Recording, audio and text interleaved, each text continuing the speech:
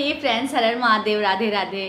तो फिर मैं अभी यूजीसी नेट का प्रिपरेशन कर रही हूँ। तो अभी कुछ ही टाइम बचा है, तो आज से लेकर लगभग जब भी हमारा एग्ज़ाम होगा तो अप्रॉक्सीमेटली आप कह सकते हैं 65 टू 70 डेज़ आपके पास है। ठीक है, तो इसमें आप कैसे प्रिपेयर करें और कैसे क्या स्ट्रैटेजी होनी चाहिए, मैं क्या अभी फॉलो कर रही हूँ। तो उसमें मैं अभी क्या कर रही हूँ, मैं पहले अभी जितने भी हैं मेरा जैसे मोस्टली सिलेबस कवर हो चुका है, पर उसमें मुझे याद करना है, अभी अच्छे से रिवाइज करना है। रिवीजन बहुत इंपॉर्टेंट है, क्योंकि आप एक बार पढ़ेंगे ना, वो कंफर्म आप कुछ दिन बाद भूल जाते हैं। ठीक है, तो कंटिन्यूअस मल्टीपल रिवीजन इंपॉर्टेंट है, रिवीजन करते रहें।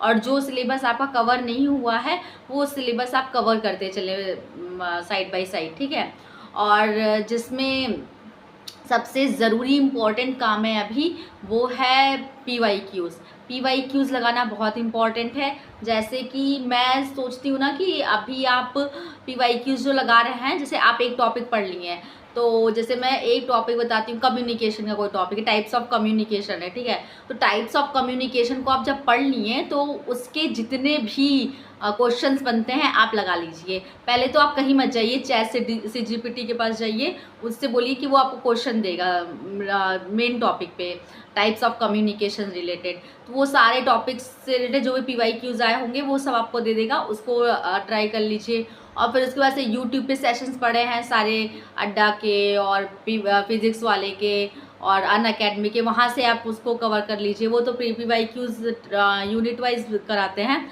तो वहाँ से आप कवर कर सकते हैं। तो PYQs अभी जम के लगाइए अच्छे से, जो आपका टॉपिक क्लियर हो रहा है ना उस पर आप PYQs लगा लीजिए। और दोनों का आपके पास पेपर 1 के लिए और पेपर 2 के लिए, दोनों के लिए आपके पास एक बुक PYQ की भी होनी चाहिए। ठीक है, उससे ज़्यादा ईजी होता है। तो मैं पेपर 1 के लिए लेने गई थी, तो अभी यूथ कॉम्पिटिशन का मेरे ऑफलाइन में नहीं था और ओसवाल का भी नहीं था, तो वो मुझे आर गुप्ता की दे रहे थे। मुझे आर गुप्ता की PYQ पेपर 1 की इतनी नहीं सही लगी। ठीक है, तो मैं तो अभी पेपर 1 के लिए कोई और प्रेफर करूँगी। पर मुझे एक पॉलिटिकल साइंस जो मेरा पेपर 2 है उसके लिए मैं ये ही लेना था, मुझे आर गुप्ता ही लेना था। क्योंकि जो आर गुप्ता की ये PYQ की बुक है ना, वो काफ़ी अच्छी है। इसमें आप स्टार्टिंग से जैसे क्वेश्चंस दिए हुए हैं ना, ये देखिए, इसमें काफ़ी साल के PYQs हैं। ठीक है, इसमें 2012 से लेकर 2025 तक के पूरे क्वेश्चंस हैं। और इसमें क्या है कि इसमें पहले क्वेश्चंस दिए हुए हैं, यहाँ क्वेश्चंस हैं, क्वेश्चंस के बाद पीछे आपको आंसर्स मिलेंगे। इसके सेम क्वेश्चन के आपको आंसर्स मिलेंगे विद एक्सप्लेनेशन। अगर आपका थोड़ा सा भी कंसेप्ट तैयार नहीं है तो आप इसमें से कंसेप्ट तैयार कर सकते हैं। एज अ गाइड बुक भी है ये, पर इतना डिटेल्ड एक्सप्लेनेशन नहीं है, बस आंसर जितना एक्सप्लेनेशन चाहिए होता है उतना ही एक्सप्लेनेशन है। पर मेरे हिसाब से ये बुक बहुत अच्छी है और प्रैक्टिस इससे बहुत अच्छी हो जाएगी। ठीक है, और फिर मुझे नहीं लगता कि मुझे कहीं और से PYQ उस पर लगाने की ज़रूरत है। तो ये रही बात रिवीजन, मल्टीपल रिवीजन इंपॉर्टेंट है। क्या आप पढ़ रहे हैं, आप रिवाइज करते चलिए। और आप PYQs जब लगाएंगे ना, तो आपको एक चीज़ बहुत ध्यान में आएगा कि आपको पता चलेगा कि अरे ठीक है, क्वेश्चन ऐसे फॉर्म होते हैं। मतलब PYQs लगाने के मैं फ़ायदे बता देती हूँ। ठीक है, PYQs लगाने के बहुत सारे फ़ायदे हैं। सबसे पहला फ़ायदा PYQ लगाने का है ना, आपको रीडिंग में बहुत वो हो जाएगा, आपका फ्लुएंसी बढ़ जाएगी रीडिंग में, कि आप रीडिंग करते ही कॉम्प्रीहेंड करेंगे उस सेंटेंस को कि वो क्वेश्चन पूछना क्या चाह रहा है। अगर हिंदी में है तो ईजी है, कोई प्रॉब्लम नहीं है। फिर हिंदी में भी बहुत सारे वर्ड्स थोड़े हार्ड होते हैं। ठीक है, और इंग्लिश में है तो फिर तो वो ईजी आपको तुरंत आपको कॉम्प्रीहेंड करने में हो जाएगा, अगर रोज़ आप क्वेश्चंस लगा रहे हैं PYQs के। दूसरा क्या होगा कि आपको ये पता चलेगा ना कि क्वेश्चन फ्रेम कैसे हो रहा है। ठीक है, कि कैसे क्वेश्चन क्या पूछना चाह रहा है और किस तरह से टॉपिक से किस तरह के क्वेश्चन आते हैं। जैसे अगर मैं पेपर 2 की बात करूं तो पॉलिटिकल थॉट की बात करूंगी, तो जब मैं क्वेश्चंस लगा रही थी तो PYQs के तो मुझे पता चला कि अच्छा ऐसे क्वेश्चन पूछ सकते हैं। बुक्स के नाम पूछ रहा है, क्रोनोलॉजिकल ऑर्डर्स में वो पूछ रहा है कि कौन सी बुक किसकी है, ये पूछ रहा है। और मतलब ऐसे ही क्वेश्चन, आपको क्वेश्चन फ्रेमिंग समझ में आएगा पीवाईक्यूज से। तो पीवाईक्यूज तो बहुत इंपॉर्टेंट है। अभी आप जहाँ पे भी हैं, जितना भी आपका प्रिपरेशन है ना, आप एक टाइम डिवाइड कर लीजिए कि पीवाईक्यूज आपको लगाना ही लगाना है, उसके साथ आपको रिविजन करते चलना है, ठीक है। और फिर आपके जो सिलेबस नहीं कवर है उसको आप कवर करते चलिए। और फिर यही है, पेपर 1 में तो आपको कमांड रखना ही होगा। हम ये नहीं कह सकते कि पेपर 1 को हम नेगलेक्ट करेंगे, बिल्कुल नहीं कर सकते हैं। चाहे वो मैथ्स हो, डीआई हो, आईसीटी हो, कोई भी टॉपिक हो, आपको सबको अच्छे से कवर करते, कुछ किसी को छोड़ना नहीं है पेपर 1 में से, ठीक है।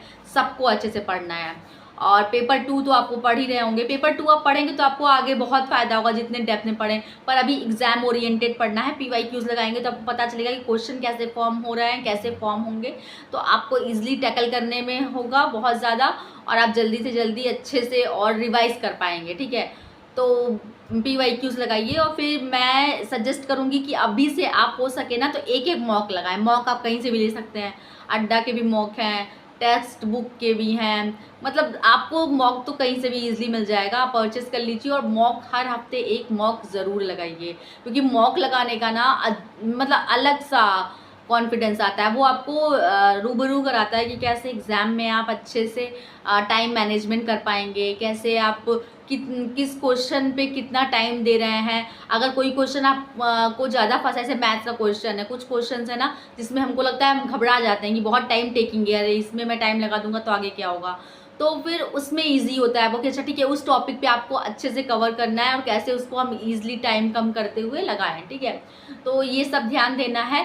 तो मॉक लगाने के बहुत सारे फ़ायदे हैं, तो मॉक लगाइए। हर धीरे धीरे धीरे धीरे आपको आपका लेवल पता चलेगा, और आप जिस भी लेवल पे हैं, हो सकता है बहुत कम मार्क्स आए स्टार्टिंग में, और हो सकता है बीच में ज़्यादा आने लगे, फिर अचानक से कम आने लगे, तो ये क्वेश्चन फ्रेमिंग पे होता है। हो सकता है वो आपके टॉपिक्स तैयार ना हो, तो अगर वो टॉपिक्स तैयार नहीं है तो आप उसको तैयार कीजिए, मतलब आपको उससे बहुत फ़ायदा होगा। टाइम मैनेजमेंट हुआ, और आपको पता चलेगा कि नहीं ठीक है, मुझे ये पढ़ने में दिक्कत हो रहा है क्वेश्चंस, तो आप उसको ईजिली रहेगा। आपको जो वो नर्वसनेस है वो कम होगा, और एग्ज़ाम का एक माहौल अगर बना के रूम में अपने मॉक टेस्ट दें तो और अच्छा है। और टाइम मैनेजमेंट समझ में आएगा कि आप कितना टाइम ले रहे हैं क्वेश्चन सॉल्व करने को, ठीक है। तो धीरे धीरे आप सब पे कमांड बनाते चलेंगे तो अच्छा रहेगा।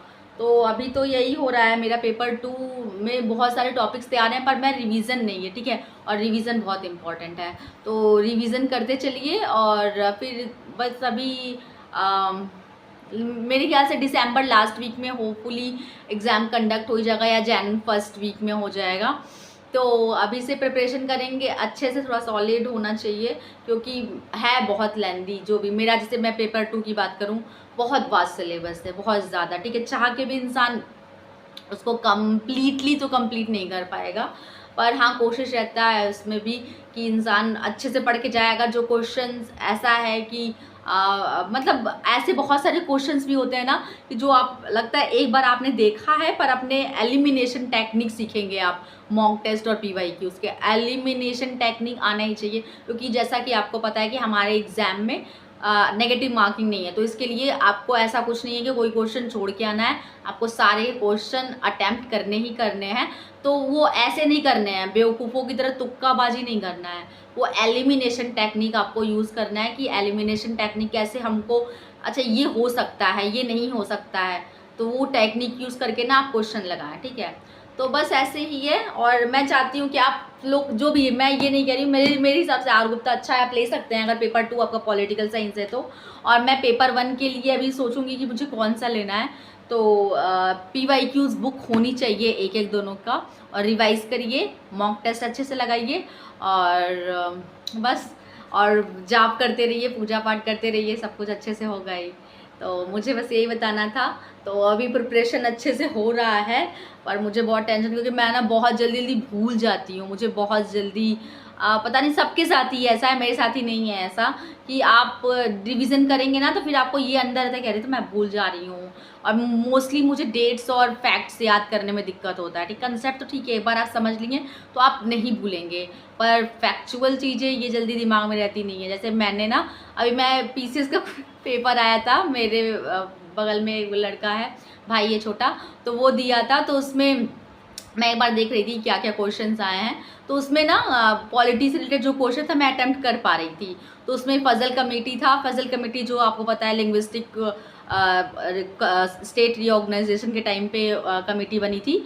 तो मुझे ना उस कमेटी में जो मेंबर्स थे उनके नाम मैं पढ़ी थी, पर मुझे ये भी क्लिक नहीं कर रहा था।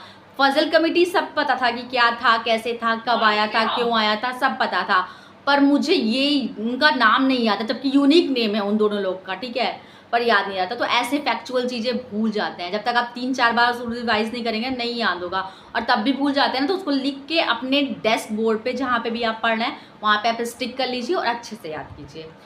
तो बस ऐसे करते हैं। मुझे अभी डर लग रहा है, मेरी लाइफ का ये फर्स्ट कॉम्पिटिटिव एग्ज़ाम है, तो होपफुली मैं तो देखती हूँ क्या होता है। और तो फिर क्या ही बोलूँ, मुझे मुझे खुद डर लग रहा है मैं क्या बोलूँ, पर हाँ अभी करना है तो करना है, कोई ऑप्शन नहीं है, और मुझे पढ़ना अच्छा लगता है, तो ठीक है। अभी मैं बोलूँगी तो बहुत ज़्यादा लंबा वीडियो हो जाएगा, मैं बोलने लगती हूँ तो फिर मुझे अच्छा लगता है, तो फिर लंबा वीडियो हो जाएगा, तो मैं भी बना नहीं सकती इतना लंबा।